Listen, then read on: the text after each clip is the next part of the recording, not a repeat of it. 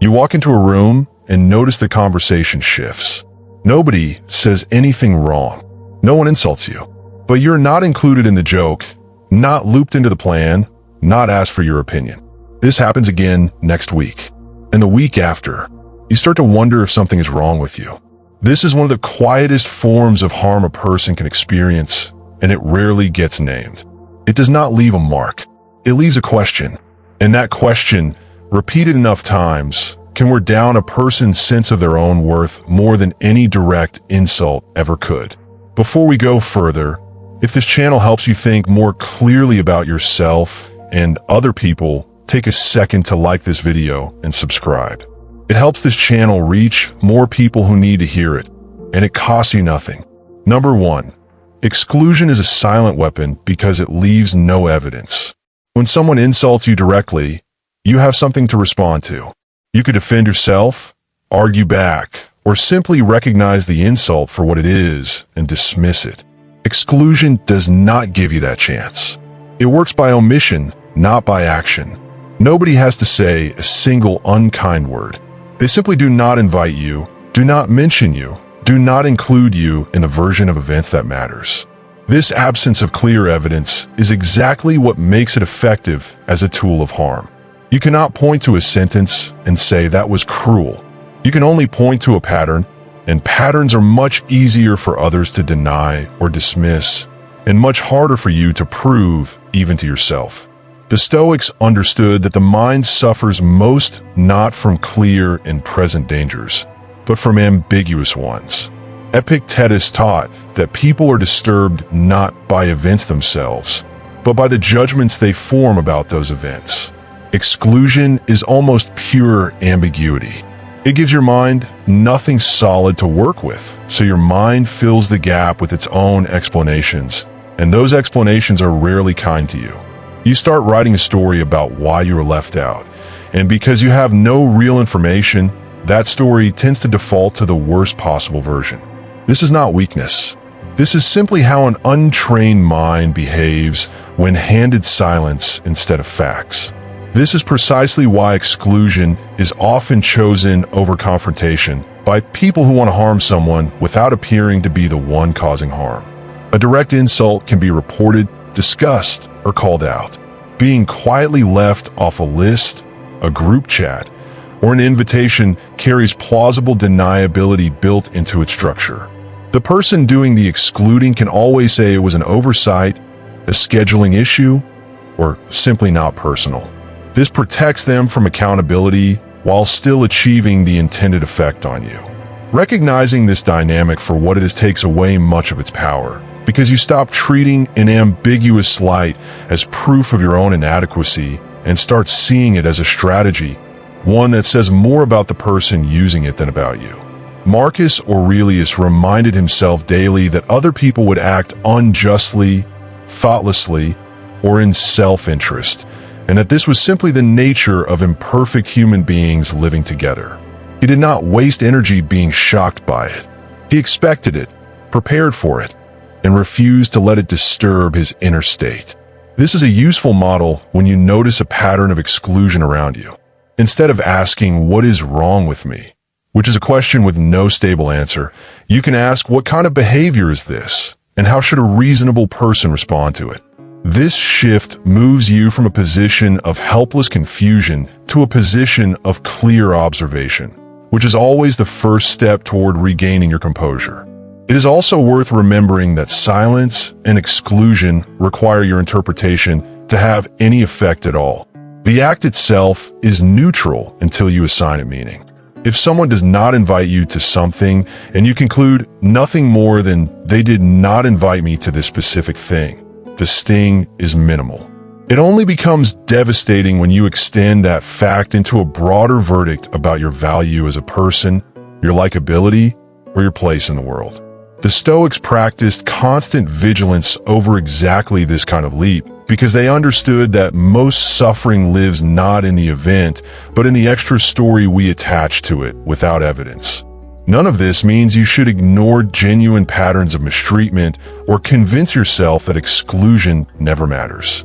Some situations are worth addressing directly, and some relationships are worth stepping away from. The Stoic approach is not passive acceptance of harm. It is clear-eyed assessment before reaction. You separate what actually happened from what you assume it means. You decide what is within your control to do about it, and you act from that clarity rather than from the wound. This alone puts you in a stronger position than someone hoping you will spiral into self-doubt without ever examining the situation directly. Number 2, the mechanics of being slowly frozen out. Social exclusion rarely arrives all at once. It is not usually a single dramatic event, but a slow reduction, a gradual thinning of invitations, replies, and attention. You are copied on fewer messages. You are asked, "How are you?" less often, and the question feels more routine than genuine. Plans that used to include you now happen without you, and you find out about them after the fact. This gradual quality is part of what makes it so disorienting, because there is no single moment you can point to as the beginning. By the time you notice the pattern clearly, it has often been happening for weeks or months already, quietly, beneath your ordinary awareness. This slow method matters because sudden change would trigger an obvious response. If someone announced, "We have decided to leave you out of things," you would have a clear signal and a clear choice of how to react. Instead, the reduction happens in small enough increments that each individual step seems too minor to raise.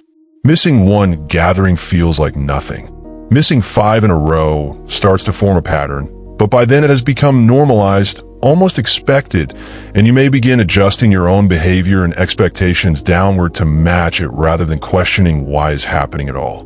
Seneca wrote extensively about the danger of adapting to a diminished state simply because it arrived gradually rather than all at once. He observed that people will tolerate conditions in small doses that they would never accept if presented all at once, because gradual decline disguises itself as normal life. This applies directly to exclusion. If you allow your standards for how you deserve to be treated to quietly lower alongside the frequency of your inclusion, you end up accepting a diminished version of your own social world without ever consciously agreeing to it. Awareness of this tendency is itself a form of protection, because it lets you notice the slide before it becomes your new baseline. The Stoic practice of regular self-examination is directly useful here. At the end of each day, ask yourself plainly, who reached out to me this week? Who did I reach out to? And has this changed compared to a few months ago? This is not paranoia or obsessive tracking. It is simply replacing vague unease with concrete observation. Vague unease breeds anxiety because it has nothing to attach to. Concrete observation gives you something you can actually reason about. And reasoning, not emotional spiraling, is the tool the Stoics trusted to handle any situation, no matter how uncomfortable the facts turn out to be. It is important to distinguish gradual exclusion from natural social drift, because not every distancing is an attack. People move, priorities shift, life stages diverge, and closeness naturally rises and falls over the years without any ill intent behind it. The Stoic distinction lies in examining patterns rather than assuming motive. Ask what is actually observable.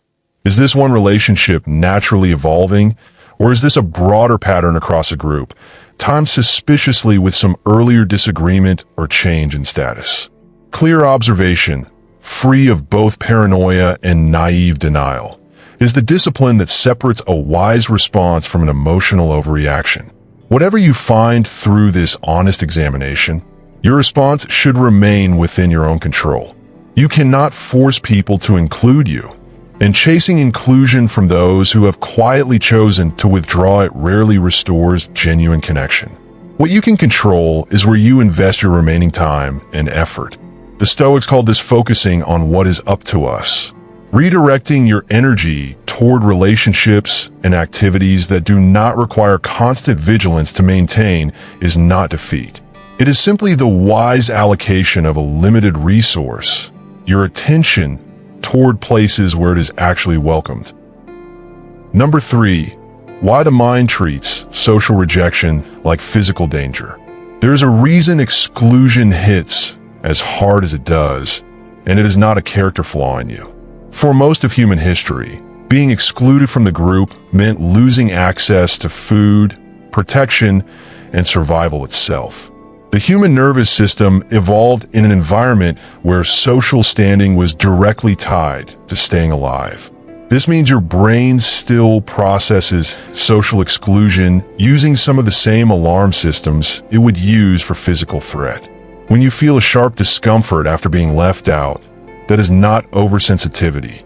That is an ancient survival mechanism firing in a modern context where the actual stakes are usually far lower than your body believes them to be. The Stoics did not have access to modern neuroscience, but they understood something functionally similar. The body and mind react automatically to certain stimuli before reason has a chance to intervene. Epictetus called these initial reactions first movements, involuntary responses that happen before you have any say in a matter. He was clear that these are not moral failures. Feeling a jolt of hurt when excluded is simply the first movement, the automatic alarm. What matters in his framework is what you do in the next moment, whether you feed that alarm with catastrophic thinking or whether you calmly assess the actual situation in front of you. This distinction is enormously practical.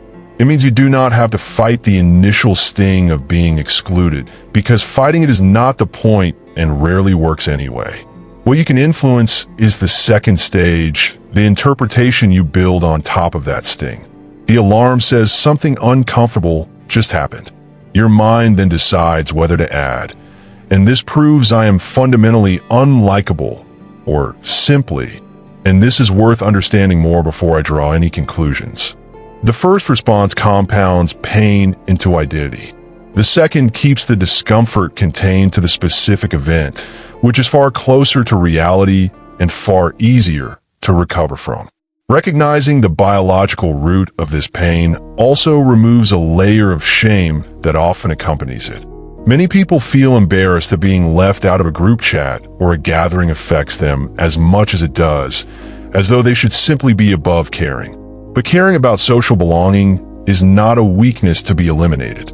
It is a deeply wired feature of being human, present in every person regardless of how composed they appear. The goal is not to stop feeling the sting entirely. The goal, as the Stoics practiced it, is to prevent that sting from dictating your judgment, your self-worth, or your next decision.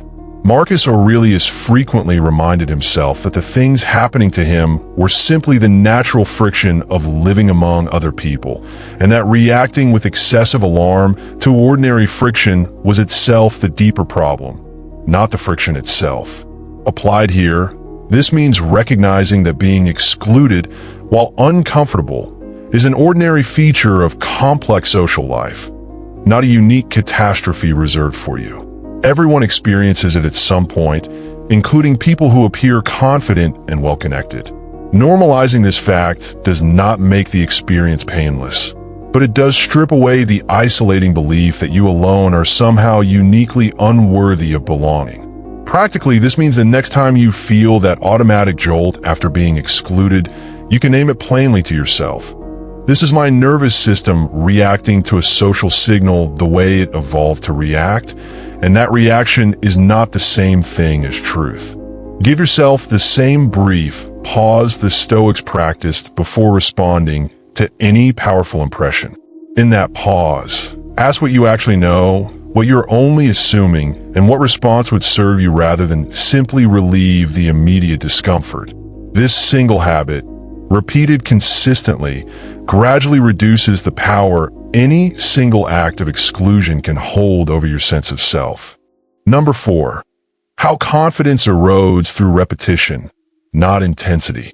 A single instance of exclusion rarely destroys anyone's confidence. What actually damages people over time is repetition. The slow accumulation of small moments that individually mean very little, but collectively form a heavy weight. Being left out of one lunch does not define you. Being left out of dozens of lunches over a year without ever being told why, begins to quietly rewrite what you believe about your own value. This is important to understand because it means the danger is not in any single event, but in what happens when you fail to interrupt the pattern of interpretation building up behind the scenes.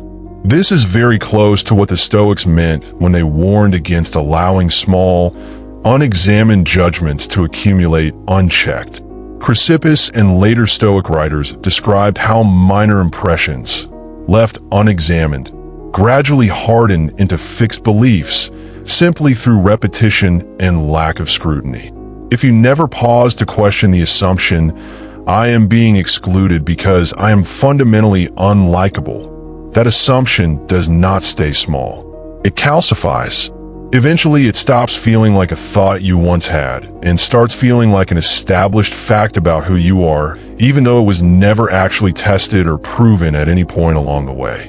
This is why regular, deliberate examination of your own beliefs is not an optional luxury, but a genuine necessity for maintaining a stable sense of self.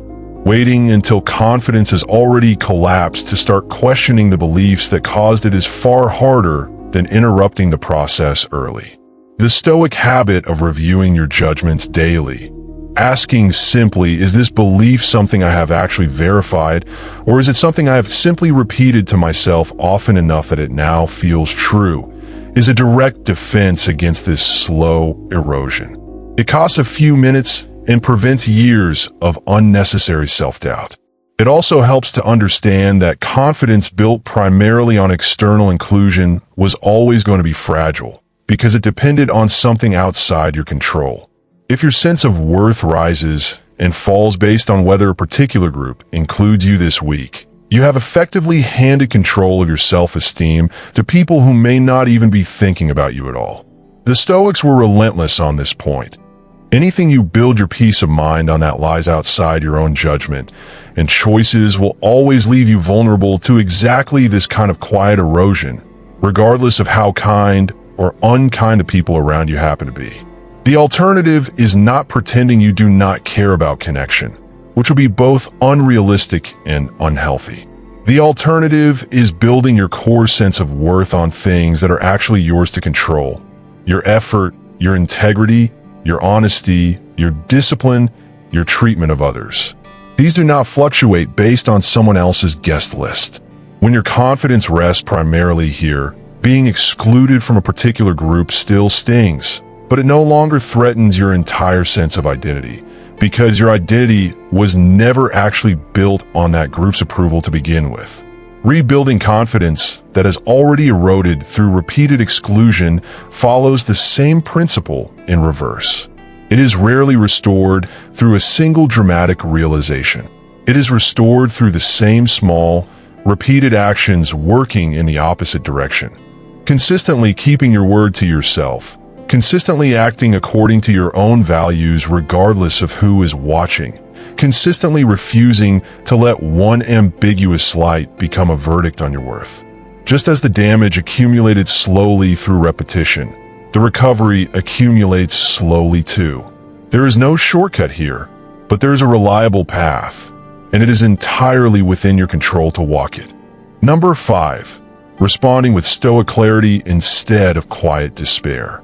Once you understand exclusion as a pattern rather than a personal verdict, the question becomes practical. What do you actually do the next time it happens? The first Stoic move is always the same regardless of the situation, and it is deceptively simple. Pause before reacting. Do not immediately assume the worst explanation, and do not immediately suppress the discomfort either. Simply hold the observation plainly. This happened. I noticed it, and I have not yet decided what it means. This single pause, practiced consistently, is often the difference between a passing discomfort and a spiral of self-doubt that lasts for days. From that pause, the next step is separating what is within your control from what is not. You cannot control whether a particular group of people chooses to include you. You cannot control their private reasons, their history, or their group dynamics, most of which have nothing to do with you at all. What you can control is how you interpret the event, how you treat the people involved, and what you choose to do next with your own time and energy.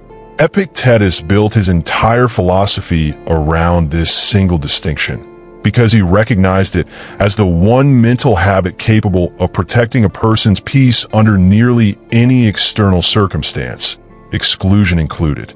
It is also worth directly addressing the situation when it is reasonable and safe to do so.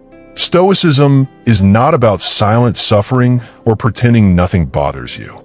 If a pattern of exclusion is happening within a relationship or group that matters to you, and the relationship is otherwise worth preserving, a calm, direct conversation is often more effective than months of silent assumption. You might simply say that you have noticed a change and ask if there is something going on. This requires courage, but it replaces ambiguity with actual information, which is always more useful than speculation, regardless of what the answer turns out to be. At the same time, you must be prepared for the honest possibility that some exclusion is intentional and will not be resolved through conversation. Some people do use social exclusion deliberately as a quiet form of control or punishment, and no amount of reasonable conversation will change that behavior if the intent behind it is genuinely unkind. In these cases, the Stoic response is not to keep pursuing acceptance from people who have clearly chosen not to offer it. Marcus Aurelius wrote of accepting other people's flaws and choices as simply part of the nature they carry, without allowing that acceptance to turn into endless self-blame or continued pursuit of their approval. This is where redirecting your energy becomes not just wise, but necessary. Every hour spent trying to win back the attention of people who have quietly excluded you is an hour not spent building relationships with people who are actually present and engaged. The Stoics placed enormous value on where a person chooses to direct limited attention and effort, because they understood this choice essentially shapes an entire life over time. Choosing to invest in relationships that already show you consistency and respect is not giving up on the people who excluded you. It is simply refusing to keep paying attention to a door that is already closed. In the end, the deepest protection against this kind of quiet harm is the same one Stoicism has offered for 2,000 years. Build your sense of worth on your own actions and character, not on the shifting decisions of other people. Exclusion will happen throughout your life in various forms, sometimes intentional, sometimes circumstantial, and often somewhere in between. None of that has to determine your value as a person unless you hand it that power. Stay observant, stay honest with yourself about what is actually happening, and keep acting according to your own principles regardless of who is or is not in the room. That, more than any group's approval, is what a genuinely confident life is actually built on. If this video gave you something useful to carry into your own life, consider subscribing for more practical Stoic thinking applied to the situations people actually face. And if you know someone quietly going through this right now, this might be the video to send them.